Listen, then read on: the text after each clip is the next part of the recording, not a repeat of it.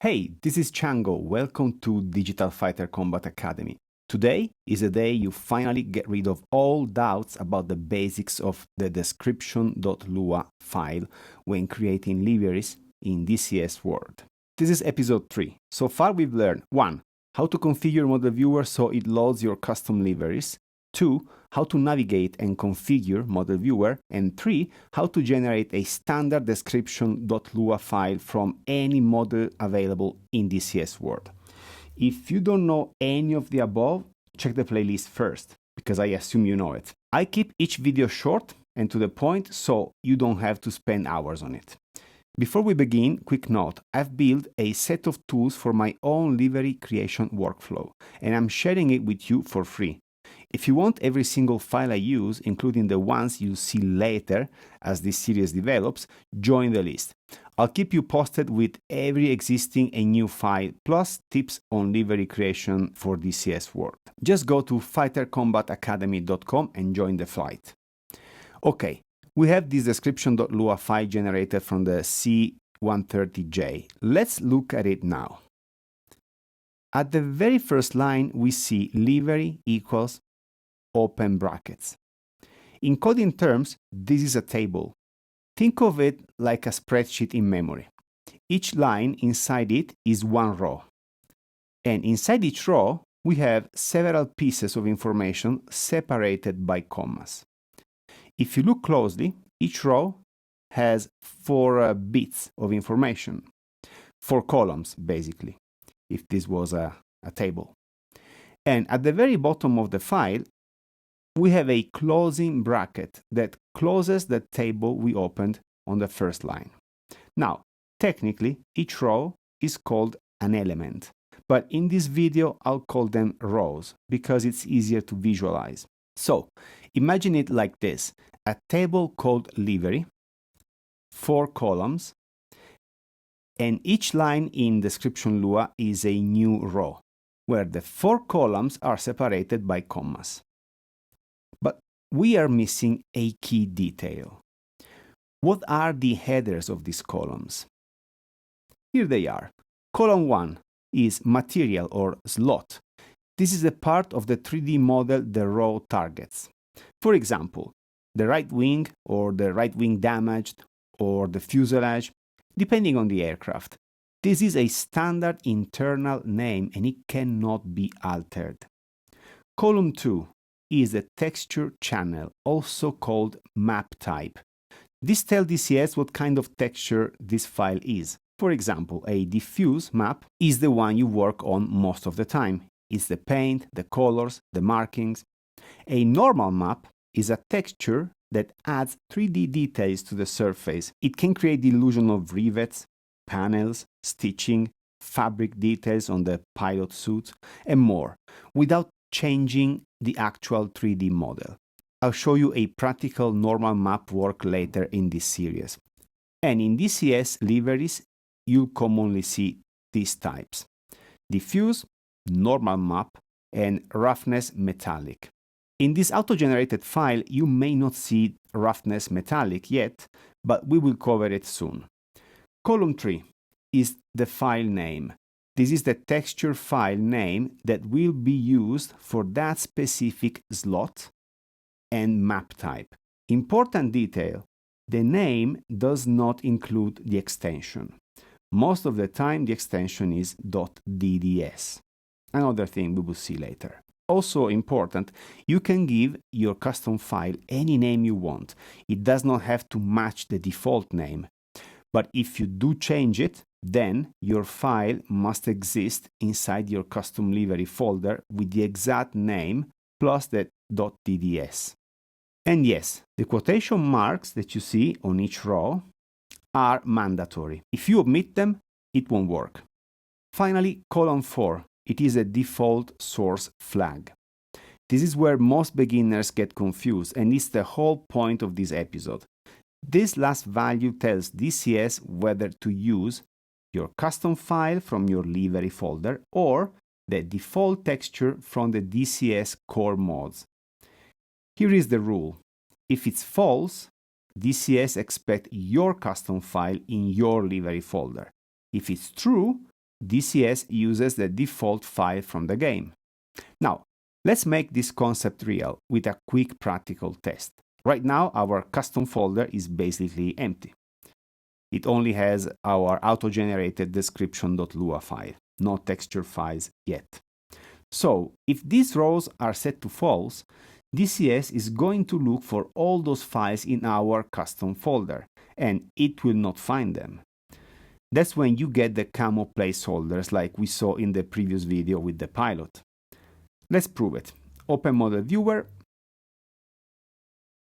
load the C130 test livery, and you can see it. The aircraft is covered in camo placeholders. And at the bottom, the log view shows a long list of errors. File not found, file not found, file not found. Now, close Model Viewer, go back to the description.lua file, and we are going to replace every false with true. Easiest way, press Ctrl+H or use Edit, Replace. I'm working in Visual Studio Code, but probably it's the same on other editors. In the first field, type false, which is what you're searching for, and in the second field, type true, which is the new content that you're going to replace false with. Then click Replace All, and now all the false values became true. Do not forget to save the file. And once you're done, relaunch Model Viewer. Reload the same livery. Select the C130J-30 from the Livery Tool plugin. Then, in the right column, double-click on the C130-test livery, our custom livery. And here it is. Now, our test livery looks identical to the default one. If you don't believe me, I'll prove it. Select a different livery. Then, go back to our test livery. Same thing. It's using the default texture. And this reveals another important detail. If you omit a row completely, instead of setting it to true, the system will automatically use the default texture anyway. Let me show you. I'm going to delete all the rows inside the table. I leave only an empty table. Then I save the file. Now I relaunch Model Viewer again. Choose the correct aircraft in the Livery Tool plugin. Then select our C130 test livery. And there you have it, still the default appearance, even with an empty table. So, here is the big takeaway. In most situations, you don't need to declare every row and set it to true, because for every missing slot, DCS automatically falls back to the default texture anyway. This is also why you see people reuse existing core liveries, delete dozens of lines, and the livery still works. If you didn't know why, now you do. Now, speaking of deleting lines, I don't necessarily recommend deleting rows while you're still working, because if you regret later, you will create extra work for yourself. There's a better workflow: commenting the line instead. A commented line is ignored by DCS, so it behaves as if it wasn't there. But you can bring it back instantly later if you need it. Delete only when the livery is complete and you are 100% sure you don't need it anymore.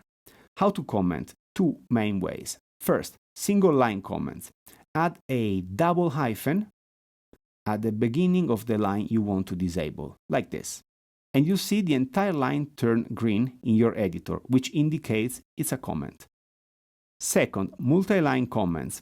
You can wrap a block with double hyphen, double open square brackets, and then at the end of your block, close it with close double square bracket and double hyphen. That disables everything inside the block. Now, another very useful trick, sometimes you want a note, not a disabled row. So you can add a comment at the end of a working row. After the semicolon, add double hyphen, and then write your note on the same line. That note will be ignored by DCS, but future you will thank you. Quick workflow tip: you may end up with lots of commented rows mixed with active rows, and the order doesn't really matter on DCS. You can rearrange rows and it will still work. But for you, grouping matters. You often have the diffuse row and the normal map row for the same slot. If they are separated, I would move them next to each other so your file stays readable for you. Now, let me prove to you that the description.lua is truly expecting one texture per file row. I'm going to add a texture file to our custom livery folder. It's just a default texture, but recolored in pink. Then I relaunch Model Viewer and load our custom livery again. And now you can see it's pink. How do you know what row that file belongs to? Well, this is simple. Look at the file name, copy it, then go back to the description.lua and search it with CTRL+F. Boom, you find it instantly, and you can see the map type on that row. In this case, we use diffuse. Now, you've seen me relaunching Model Viewer many times, so you might be thinking this is not practical. And it is practical because you don't always need to relaunch. You only need to relaunch Model Viewer when you change the description.lua file or rename, add, or delete files in the livery folder. But if you are only editing an existing texture file, you can reload the textures inside Model Viewer. For example, if I edit this pink texture with Photoshop and change it into a gradient and save the file, I don't need to relaunch Model Viewer. I just press the button that says Reload Textures. And boom, the changes now show immediately. One last thing before we conclude, the livery name. Right now, the name for the C130 livery is the horrible C130-test. That's because, just like with the livery table, if something is missing, DCS falls back to a default behavior. The auto-generated file gives you the rows, the slots, the map types, and the structure, but it does not give you the display name. So we add it manually. It's very easy. Add this line, name equals, open quotes, your custom livery name, close quote. You can put whatever you want in here. And save the file. This does not affect Model Viewer. This affects DCS. Is the name you will see in the mission editor when you choose the livery. Now, let me show you quickly. Let's run DCS. Open the mission editor. Add the C130J. Go to the livery dropdown. And there it is, your custom livery name. Okay, we made it to the end. If you want the next part of the livery tutorial, subscribe so you don't miss it.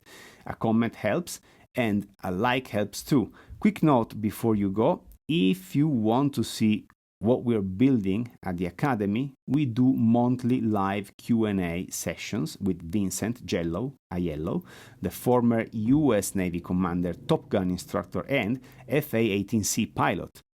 If you want to ask questions directly to him, you're free to join. Thanks for watching. Chango over.